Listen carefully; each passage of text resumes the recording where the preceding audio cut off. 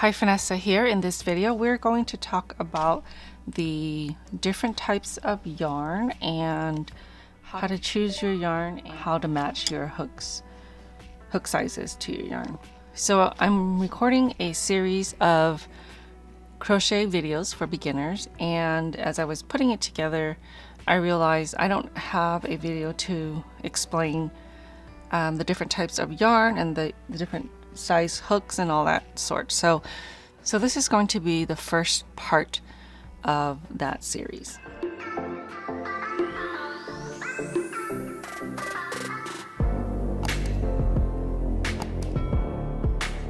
So if you're just learning to crochet and you're wondering, well, what yarn you need to buy, there are many weights in the yarn. They're categorized by numbers. This one is super fine, number 1. So right here it's a number 3, and that is considered light. So this one is also number 3. So when you look at the label, it has a lot of information there that you'll need, and we'll go over that in a second. You have number 4, which is a medium. Now this is probably the best, I think, or anything heavier if you're just learning, in order for you to get used to your tension and learn the different stitches. So this one is a number 5, which is bulky. This one is also number 5, and you can see that right there. And then you have super bulky, which is a number 6. And I know it goes higher than that, but I don't have any to show you. This is another super bulky. This is probably one of my favorites to use when I first started, and I still use it. Now here is a list of the different numbers. Okay, so they come in skeins. This is what they look like. And they also come in sort of cakes, where it's wrapped up in a circle like this, and this one here. Okay, and then these are skeins again, and this one is sort of a ball. Now this one is a hank, and what that means is it was pretty much twisted and rolled up into this pretty little, it reminds me of the Twisted Donuts. So a ball winder would look something like this, where you pull off this piece and then you wind it up into a cake. I usually place this in a yarn swift. If you go to a local shop or some online stores, they will wind it for you. You'll just have to find out if they offer that. You can always do it by hand, but the tool is so much easier. So let's look at one of these labels. So these are the important information that you'll need looking at your ball or skein or cake on your label here. So it tells you what the weight is, what category. This one is 6, super bulky, and it gives you the care instructions. So this shows that it's machine washable at these temperatures. Don't use an iron. Right here it'll tell you to make sure your die lot numbers are the same. So this is the die lot number. They make these in batches, so something like this might need to match. So here's the lot number, because sometimes it can vary slightly, but you can tell in your project, and you don't want that.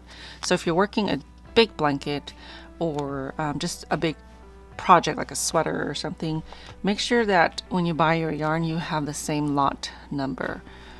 So this lot number is here. You just saw that one, and not all of them will have lot numbers. So this one is 6146, and then sometimes it looks like it's stamped on. So this is the lot number here. So pay attention to that if you're buying multiple skeins for a large project. I had to learn that the hard way because I didn't know, and I just purchased a bunch, and later I looked at my project and realized they slightly differ in color. So you don't want to do that. And then usually it'll tell you the color right by the barcode somewhere. So like here, this is peacock. Okay, so it'll tell you the weight and the yardage. When you're looking at patterns, it'll tell you how much you need in yards or meters or whatever country the pattern is from. Okay, so that's where you'll find out. And then this one is 100% acrylic. That's how you find out the fiber. And this one here, you can see it says 75% acrylic, and then it's 25% wool. So there's a wool blend. This is a wool blend as well. It's Wool Ease Thick and Quick, and it tells you the weight and the length of this skein.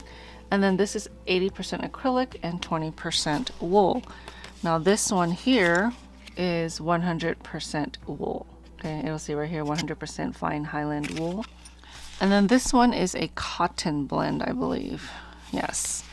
So it's 87% cotton and 13% nylon. This one here is a combination of cotton and bamboo. So it's 51% cotton, 49% bamboo. And then this one is a mix of acrylic and nylon.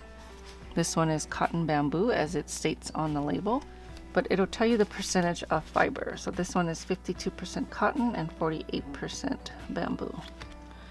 Okay, so now that we've talked about the different types of yarn, and there's so many, let's talk about how you can choose your crochet hook.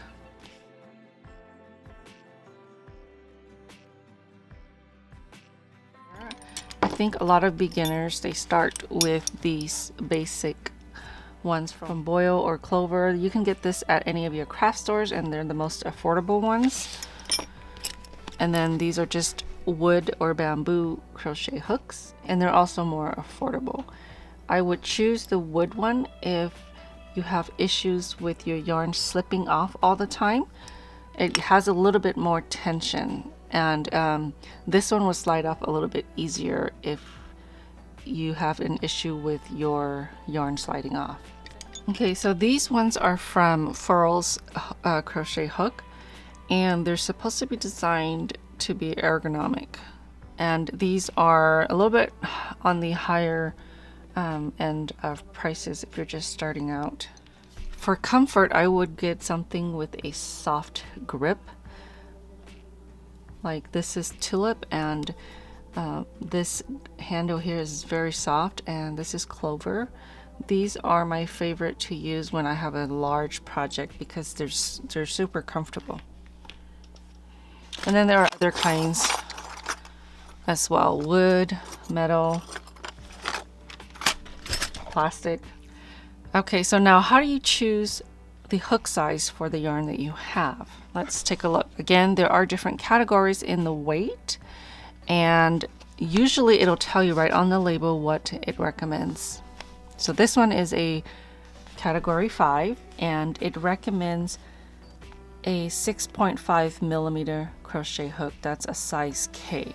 So here is one that is 6.5 millimeters. They don't always show you the letter size, but this one shows the size N, and this one is a size J. So you can see right there it says J/10, and it's 6 millimeters. So if you look at the label, it'll tell you what it recommends, and that is for the gauge as well.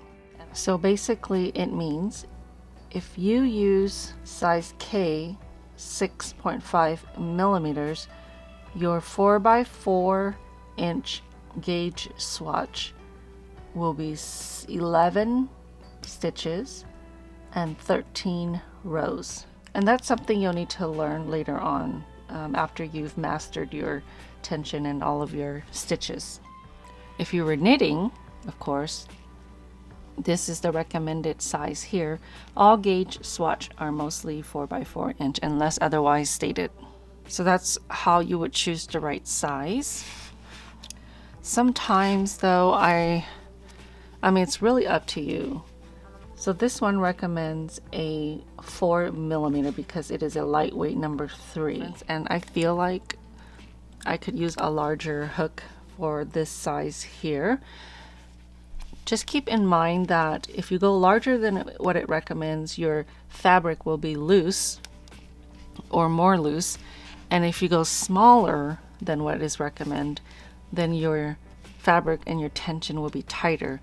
People who crochet toys will use a smaller hook because they want the holes to be tighter when they stuff it with stuffing on the inside of the toys. So that will help you get started on what type of yarn to buy, how much of it to buy, and what size hook you will need. And this one provides sort of an estimate of how many you need for a hat, which is 1, for a scarf, which is 2 skeins, and about 8 for a sweater. I assume that's somewhere in medium size. Same thing here, it's got scarf 1, 5 for sweater, and 6 for a throw blanket. And that's because this one is 247 yards and this one's 175. So this one has more yardage. I would start with the more affordable hooks, whether it's wood or metal, just until you get used to crocheting and you get a little bit more advanced. Then you can start looking for different shapes and different types that works for you, basically what you feel is comfortable. For starting off, I would recommend using a category 4 or heavier, so larger, so that you can see your progress work faster. It gives you a sense of pride, plus it's easier to see the stitches and the yarn, and easier to insert your hook into the different stitches. Okay, I hope that you found that useful. Thank you so much for watching. Don't forget to subscribe and hit that notification button so that you will be notified every time I post a video. I'll see you next time.